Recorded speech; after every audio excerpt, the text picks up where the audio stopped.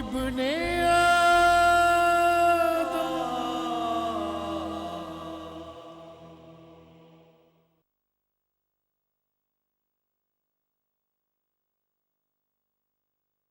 मत भूलो कि हम तुम्हारे चचा हैं। आपने सरदारी को हमेशा रिश्तों पर तरजीह दी है, वही मैं जता रहा हूं।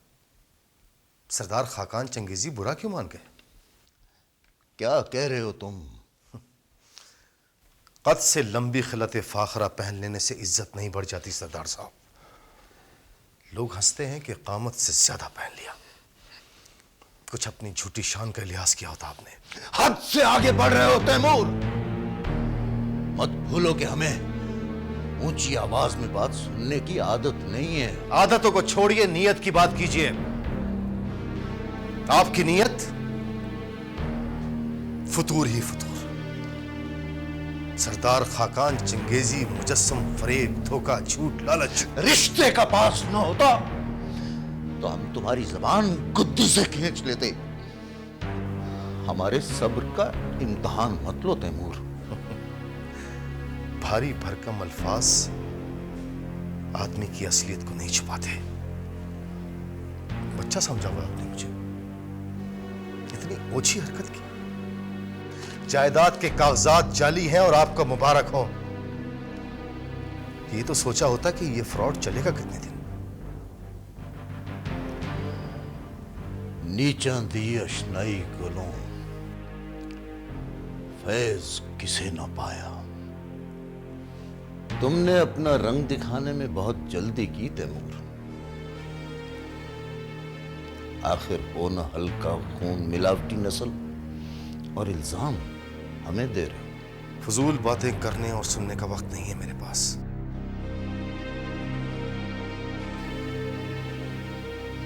मुझ पर और मेरे खानदान पे कीचड़ उछालने से बेहतर है अपने मुंह पे मल लीजिए, मुनासिब रहेगा। अपना सवाल भूला नहीं हूं मैं सरदार साहब। हमने तुम पर इन्हिसार किया, एतमाद नहीं किया। अच्छा ही किया, तुम इस लायक ही नहीं थे। न हो सकते हो। तुम्हारी अय्यारी, मक्कारी और खुदगर्जी की बदबू तो हमारी छठी इसने बहुत पहले सूंघ ली थी। हमने तुम्हें आजमाया और तुम आजमाइश में फेल हो गए। शायद अच्छा खून होते तो ऐसा न करते। आजमाइश क्या मतलब है आपका? तुम्हारा बेटा जिसे महज जायदाद हासिल करने के लिए तुम हमारा नवासा बनाकर ले आए हो, कहां से उठा कर लाए हो तुमसे? ये क्या कह रहे हैं आप? तुमने प्लान तो बड़ी चालाकी से बनाया था तैमूर, लेकिन तुम्हारी खुदगर्जी और हवस वही तुम्हें ले डूबी।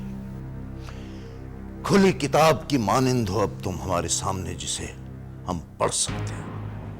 थू थू थू, कितना गलत और खलीस मजमून है इसका। मैंने कोई प्लान नहीं बनाया। इल्जाम लगा रहे हैं आप मुझ पे अपनी पर्दापोशी के लिए। हमारी बेटी जीनत बांझ है, वो मां नहीं बन सकती कभी। और ये हकीकत सिर्फ हम जानते हैं, तुम्हारे और जीनत के अलावा।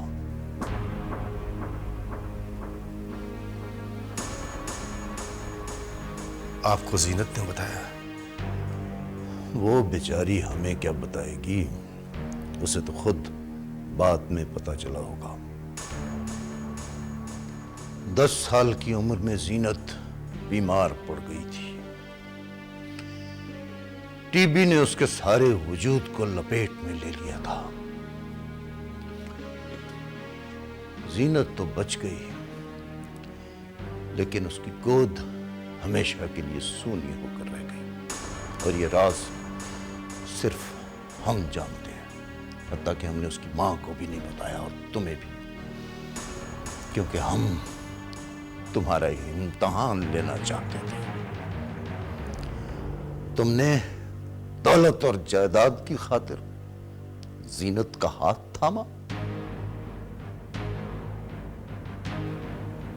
नहीं। तो फिर ये ड्रामा क्यों रचाया? हमने तो सिर्फ जायदाद के कागजात ही नकली बनाए थे। तुम तो नकली नवासा ही ले आए हमारे लिए जायदाद उठाने के लिए। बहुत बेसब्री से काम लिया तुमने तैमूर। जो कुछ सीखा है आप ही से सीखा है, और जो कुछ कर रहा हूं आप भी करते रहे हैं। अब हार मान ही लो तैमूर। वैसे हम भी तुम्हें उस्ताद मान लेते हैं धोखेबाजी में।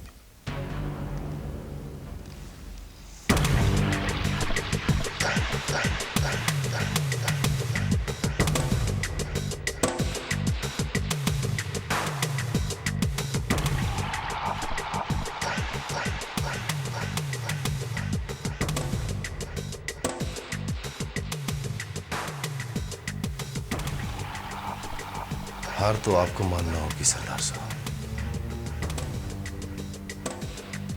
अभी तो मैंने बादशाह को शह नहीं दी, एक चाल और फिर शह और मात।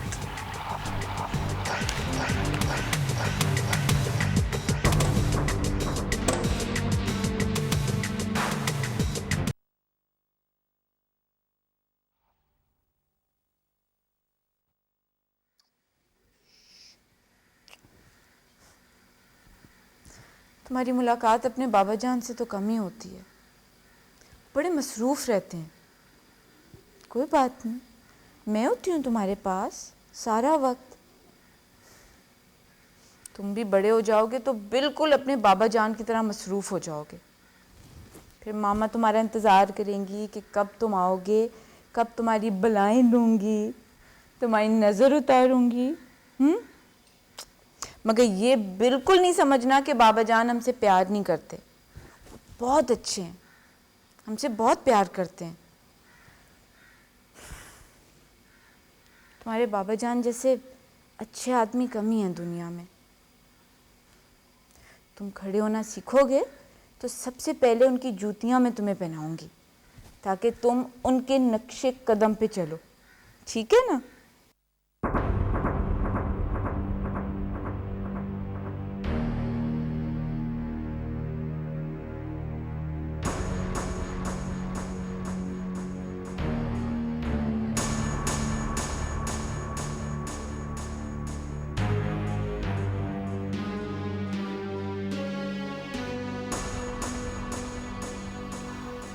किधर थे आप सारी रात? मैं तो परेशान ही हो गई थी। इतने फ़ोन किए मैंने आपको, आपका मोबाइल ही नहीं मिल रहा था। बैटरी डेड हो गई है इसकी, अब कभी जवाब नहीं देगा। बैटरी? आप थे किधर? दोज़ख में।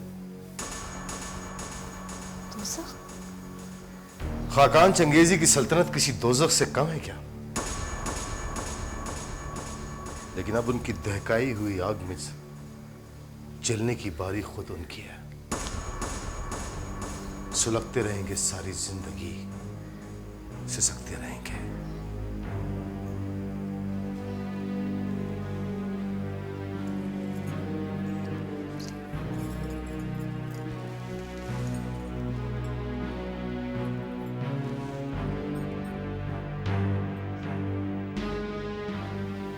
खुदा खैर करे जी। क्या बाबा जान ने कुछ कह दिया आपको? मैं उनकी तरफ से माफी मांगती हूँ। माफी का वक्त गुजर चुका है, अब तलाफी करनी होगी तुम्हें। मुझे? हाय अल्लाह, बताएं तो सही, हुआ क्या है? अपने बाबा जान से जाकर पूछो, मेरे कान मत खाओ। फौरन से पेशतर अपने महल चली जाओ। क्या? निकल जाओ मेरे घर से।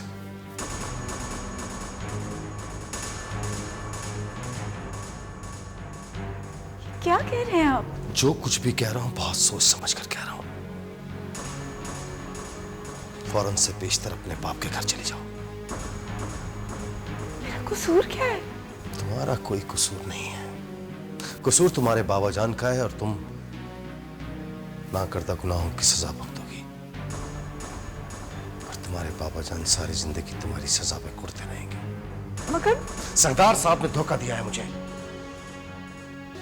मेरे हक से महरूम रखा, अपनी बेटी की गृहस्थी को अपनी बदनीयती की भेंट चढ़ा दिया। जायदाद और विरासत के सारे कागजात झूठे और नकली हैं। बेइज्जत करके रख दिया तुम्हारे बाबा जान ने मुझे भरे बाजार के अंदर। मैं बाबा जान से बात करूंगी, आप मुझे मौका तो दें, सब ठीक हो जाएगा। जो बात भी करनी है हवेली में जाके करना जी भरकर। मैं तुम्हारा वजूद एक लम्हे बर्दाश्त नहीं कर सकता। मुझे मेरे घर से ना निकाल दीजिए, मेरा कोई कसूर नहीं है। आप मुझे क्यों सजा दे रहे हैं? मुझे माफ कर। बहस मत करो जीनत, तुम्हें जाना होगा अभी। Don't waste time.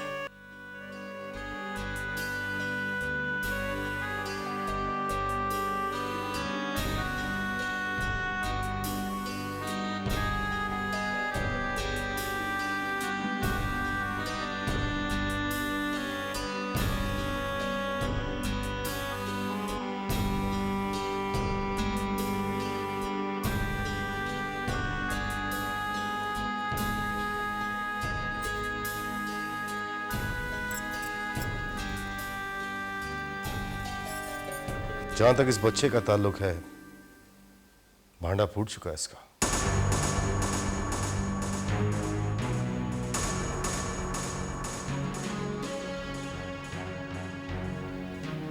चाहो तो यहीं छोड़ जाओ इसे, किसी यतीम खाने में दाखिल करवा दूंगा। अल्लाह ना करे कि मेरा बच्चा यतीम हो, मैं इसे नहीं छोड़ सकती।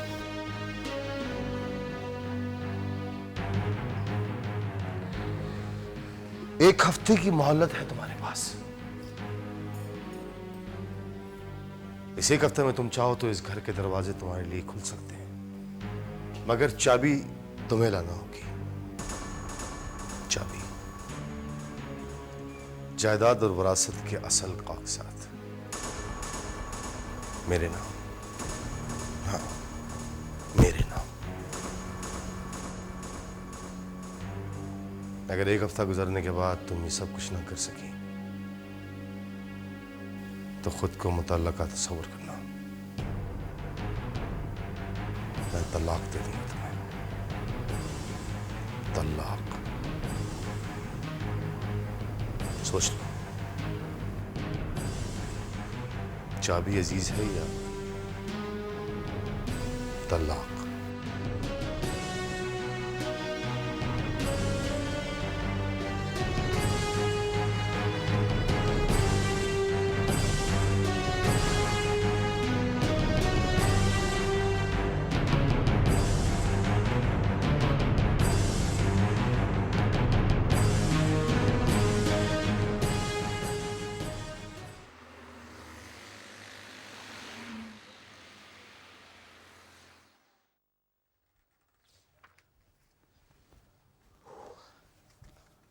Hello uncle. माशाल्लाह, आप तो पहले से भी ज़्यादा यंग लग रहे हैं।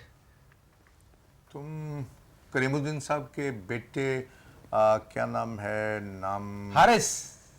हारिस नाम है मेरा। आप भूल गए अंकल जान? मुबारक हो, रिहाई नसीब हुई। मैं जेल से सीधा ही आ रहा हूँ, इसलिए आई एम सॉरी, मिठाई लाना बिल्कुल याद नहीं रहा। आप वो कानूनी कार्रवाई पूरी कीजिए और कागजात मेरे हवाले कर दें। कैसे कागजात?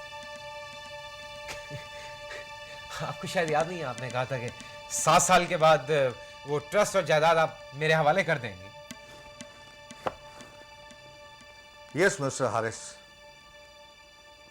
मैंने वादा किया था, बट आई एम सॉरी कि मैं वो वादा पूरा नहीं कर सकता। You miss the bus. What?